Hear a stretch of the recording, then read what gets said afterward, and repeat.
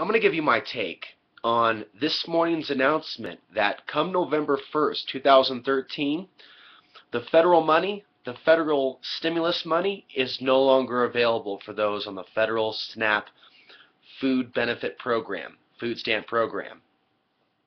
Now, this is a very interesting time for the United States. We're going through a so-called government shutdown, and on Saturday, the nation's SNAP program, the Federal Food Assistance Program, all of a sudden it had a glitch in the system, and people on that program were not able to purchase food.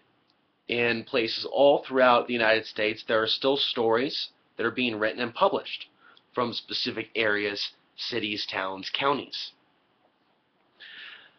It even resulted in some looting, some theft of groceries. Now, after that, and I talked about this in the last video, at a Louisiana Walmart, all of a sudden they had no limit.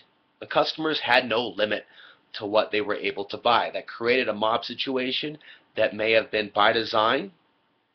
This whole situation seems to be a psyop. I don't know how you can believe the government's official story that this is just a glitch when you look at the timing and you see the multitude of glitches. By the way, there's also a glitch involving Chase Bank that has been reoccurring every now and then. That we've seen a few stories throughout the year of customers waking up to seeing their balance at zero and Chase having to correct it. Well, specifically today, it's not a glitch in terms of the news with Chase. It's a new announcement that you can't take your money outside the country, that you have new withdrawal limits on your account. So we're seeing glitches with Chase periodically. We're seeing glitches with the EBT system. What we saw this weekend was not the first time, but it was the largest publicized story. It was a story that had the largest effect on the most people, not just one particular region, but a nationwide food stamp program.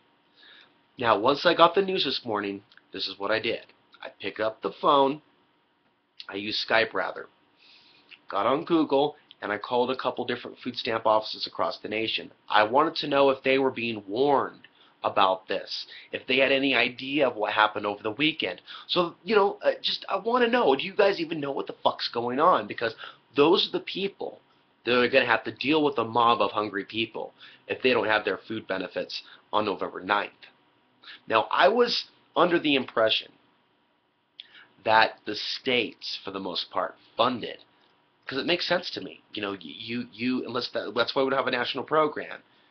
It's funded by the state, but the federal government's been picking up the tab, and of course it's through the federal government giving welfare to all these states that these states are bending over backwards doing whatever the fuck the federal government wants, including hosting terror drills, martial law drills,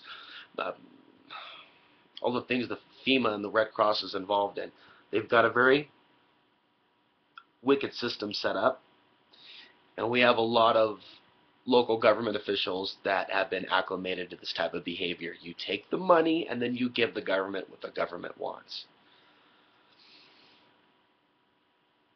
Another thing that I want to share is this seems to be a deliberate attempt to turn people against each other, whether they identify themselves to be Democrats, Republicans, Obama supporters, or Romney supporters, or someone that just voted for anybody but Obama. It's very obvious they want people to be prepared, almost, to go to war with their fellow man. This is not a new concept, but when you look at the left-right controlled media, without me even watching it, I can tell you right now they're blaming this on the other side. They're always blaming something on the other side. They work so well together, MSNBC and Fox News. So in terms of the government shutdown and why we're in a so-called government shutdown, they've been playing this Democrat-Republican game. And Democrats, especially poor Democrats, are being told basically, hey, the Republicans hate you, they're racist, they don't want to help you out. Of course, Democrats encompass more than African Americans. You have every group represented, but the mindset of a Democrat is like very defensive, that these Republicans want to take something away from them and cause them to have an early death.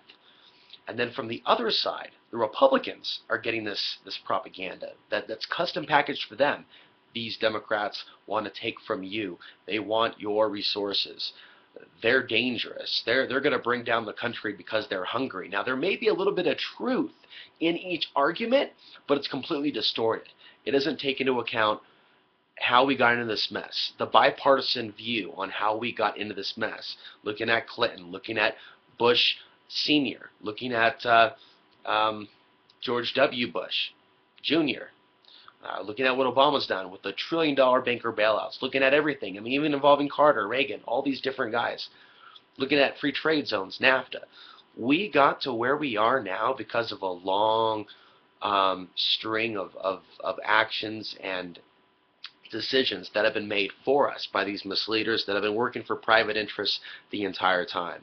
So we didn't get into this mess. We're not going into what we're going into because of one particular group, one particular president. It's a larger system where these groups and presidents have worked in tandem. Unfortunately, there's still widespread ignorance about this. Don't let them play you off against your fellow man. Remember, governments need people to exist. People have never needed government to exist. You need to properly identify which one's the host and which one's the parasite. They're fucking with people. They're fucking with you so obviously. Not only the people with the EBT. Not only people with bank accounts. They're fucking with everybody that they can fuck with. And the ultimate way that they try to fuck with you is to fuck with your mind. To fuck with your emotions. To fuck with your perceptions. To fuck with your understanding of what's really going on.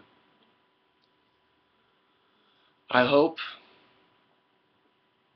that you see the game that they're playing. And I hope that even though it's snowing outside here in Gunnison, Colorado, that some of you that have been watching my videos for years, that have been considering going off the grid, that are thinking about going off the grid, that you take it seriously and you make those plans this winter. It's too cold for us to do things this winter, but still in the area. There's a lot of promising things that I see awaiting us in 2014. Thank you for watching.